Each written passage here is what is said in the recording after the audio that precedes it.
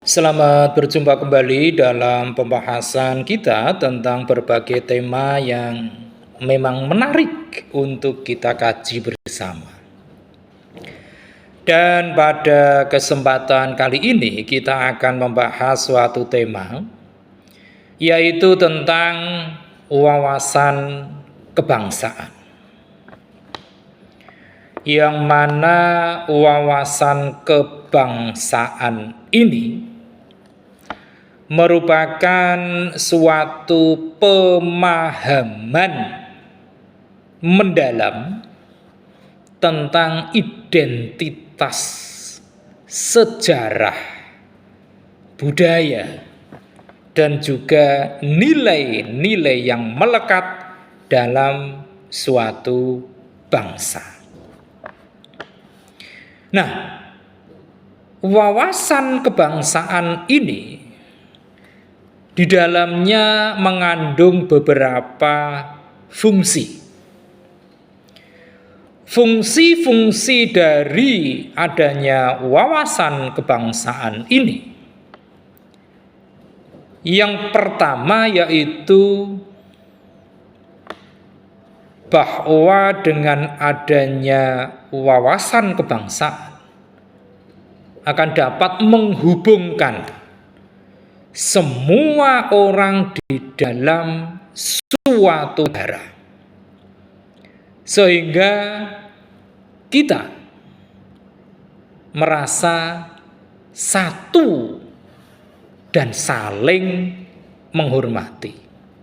Ini adalah fungsi dari wawasan kebangsaan yang pertama. Kemudian yang kedua, fungsinya adalah untuk membantu secara bersama-sama dalam rangka mengatasi berbagai persoalan global, seperti misalnya perubahan iklim, ataupun yang akhir-akhir ini mendera dunia, yaitu permasalahan-permasalahan seputar kesehatan. Ini fungsi yang kedua.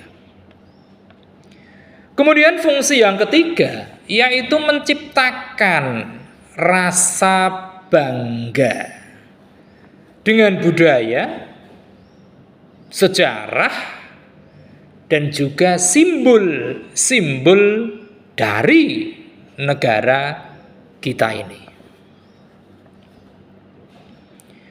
Kemudian yang keempat, fungsinya adalah dalam rangka melindungi negara dari ancaman pihak luar.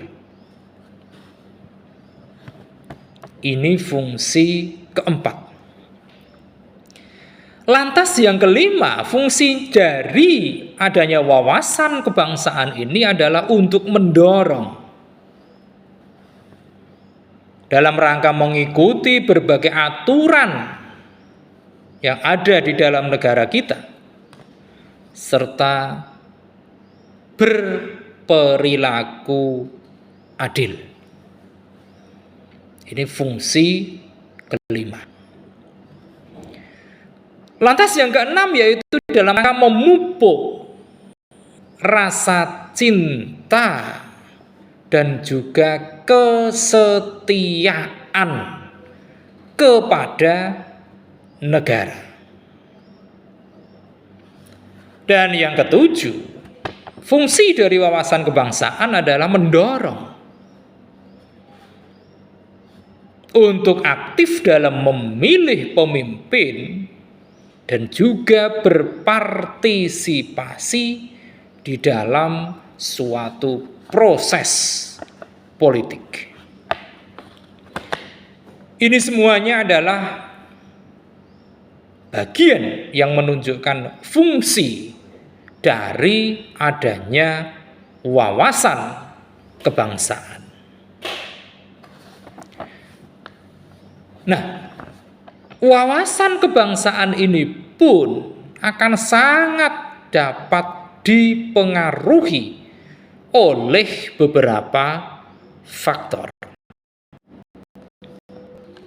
Faktor-faktor yang nanti akan kita sebutkan berapa di antaranya itu dapat mempengaruhi secara signifikan atas wawasan kebangsaan kita. Faktor-faktor itu yang pertama adalah faktor pendidikan.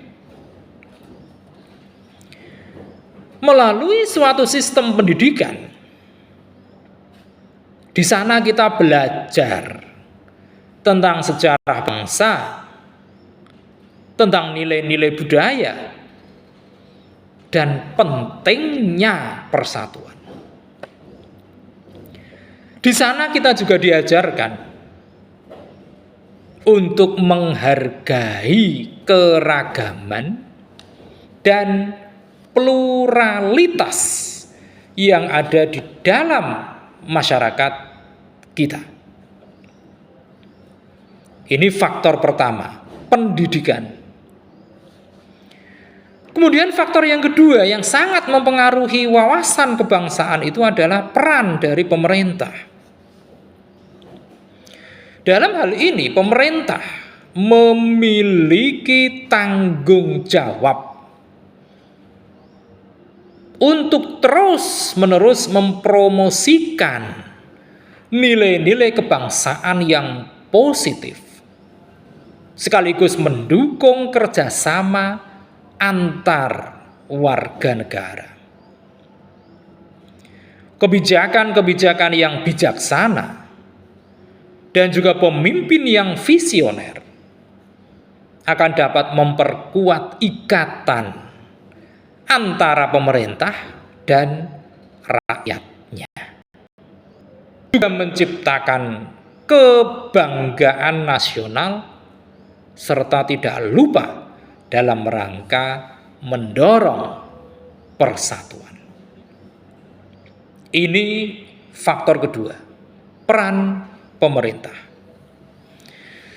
Kemudian yang ketiga, faktor yang juga mempengaruhi wawasan kebangsaan yaitu sejarah bangsa.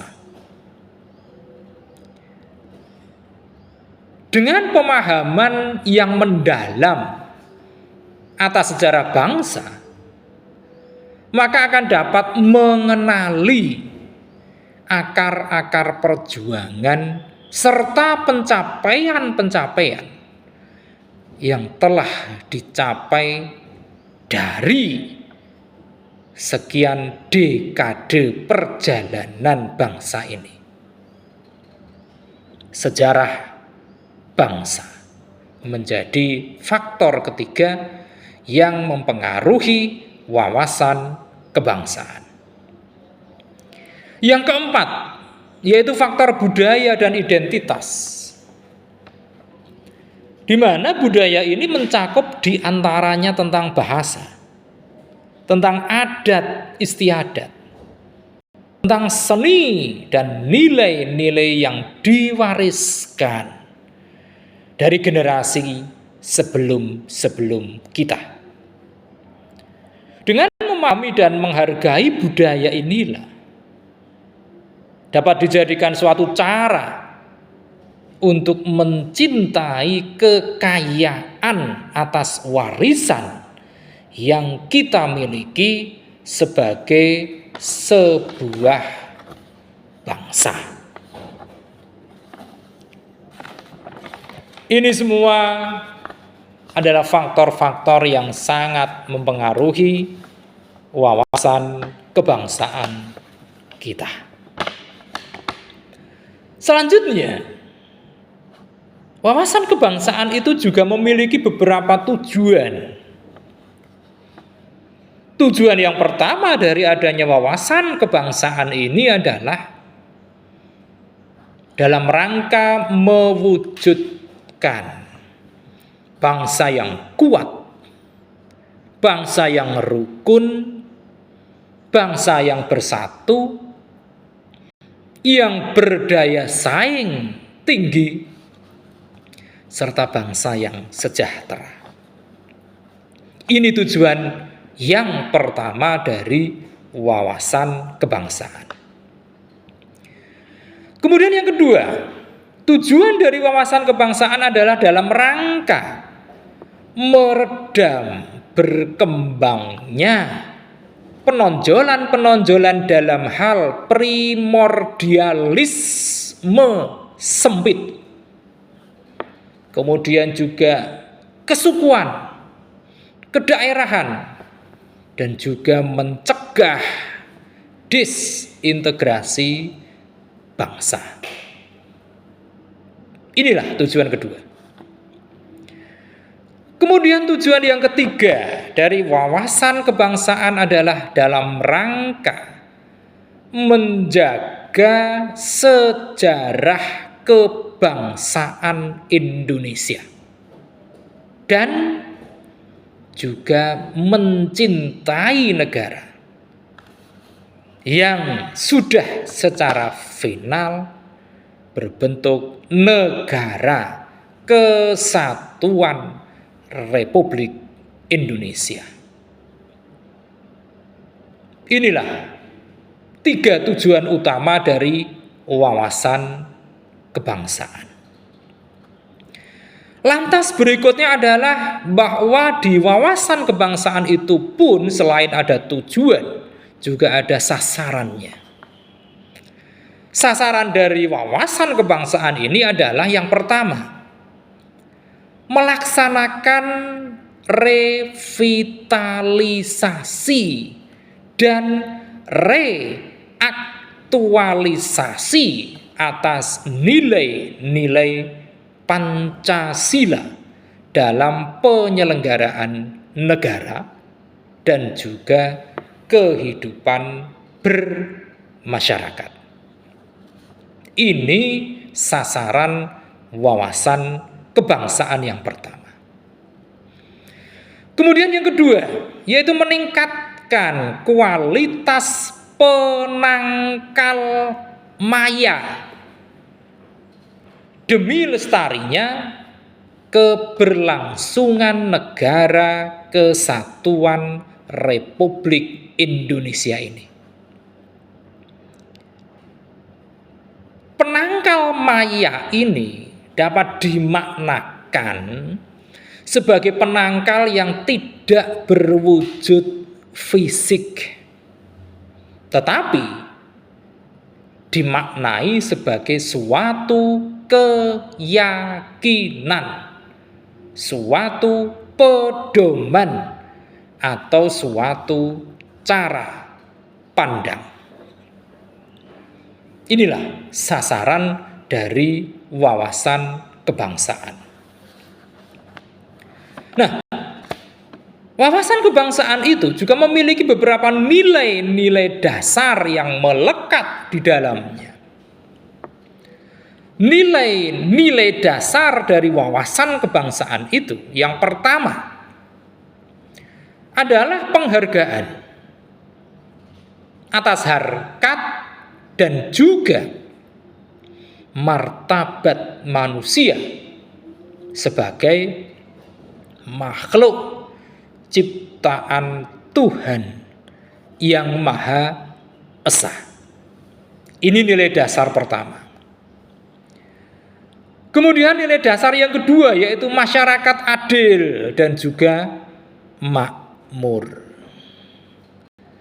Nilai dasar yang ketiga dari wawasan kebangsaan adalah tekad bersama untuk berkehidupan kebangsaan yang bebas, yang merdeka, dan yang bersatu. Ini yang ketiga. Kemudian yang keempat adalah nilai dasar tentang kesetiakawanan sosial. Yang kelima, nilai dasar dari wawasan kebangsaan adalah cinta kepada tanah air dan bangsa ini. Yang keenam, nilai dasarnya adalah demokrasi ataupun kedaulatan rakyat. Ini semua adalah nilai-nilai dasar dari wawasan kebangsaan. Nah, selanjutnya, di samping ada nilai-nilai dasar, wawasan kebangsaan itu pun ada makna-makna yang terkandung di dalamnya. Makna-makna dari wawasan kebangsaan tersebut yang pertama adalah menempatkan persatuan, kesatuan, serta kepentingan dan keselamatan bangsa dan negara di atas kepentingan pribadi ataupun kepentingan golongan. Ini makna yang pertama dari wawasan kebangsaan. Kemudian makna yang kedua dari wawasan kebangsaan adalah mewujudkan negara kesatuan Republik Indonesia yang merdeka, yang bersatu, yang berdaulat, yang adil dan makmur, sehingga akan dapat membawa negara kita ini, Indonesia, menjadi bangsa yang maju dan mandiri serta sejahtera, baik itu lahir maupun batin, setara dengan berbagai bangsa lain yang telah lebih dulu maju. Ini makna yang kedua.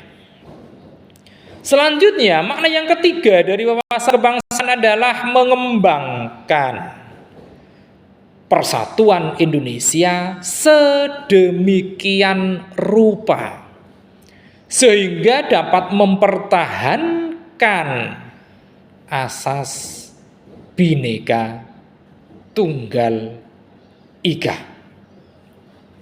Berbeda-beda tetapi tetap satu jua. Yang keempat, wawasan kebangsaan mengandung makna bahwa wawasan kebangsaan ini dilandasi oleh pandangan hidup Pancasila yang mana akan membawa bangsa Indonesia berhasil merintis jalan dalam menjalani misinya di tengah-tengah tata kehidupan dunia. Dan yang kelima, wawasan kebangsaan juga mengandung makna bahwa tidak akan memberikan tempat pada yang disebut dengan patriotisme yang picik. Itu semua adalah makna di dalam wawasan kebangsaan. Nah, wawasan kebangsaan ini perlu terus untuk kita tumbuh dan kembangkan meskipun ada beberapa potensi ancaman. Tentu kita pasti akan menghadapi potensi ancaman-ancaman itu. Potensi-potensi yang bersifat ancaman ini utamanya terhadap wawasan kebangsaan. Di antaranya yang pertama itu adalah menurunnya rasa bangga sebagai bangsa Indonesia. Ini potensi ancaman yang pertama. Kemudian potensi ancaman yang kedua adalah berkembangnya rasa intoleransi dan juga paham-paham berhaluan keras, radikalisme, terorisme, dan sebagainya. Ini adalah potensi ancaman nyata. Kemudian potensi ancaman yang ketiga, yaitu kebijakan nasional maupun kebijakan lokal yang kurang adil, di mana semuanya itu akan dapat menumbuhkan potensi perpecahan atau social injustice. Ini potensi ancaman ketiga. Lantas yang keempat, potensi ancaman itu adalah adanya sikap maupun perilaku yang tidak menghargai pluralitas.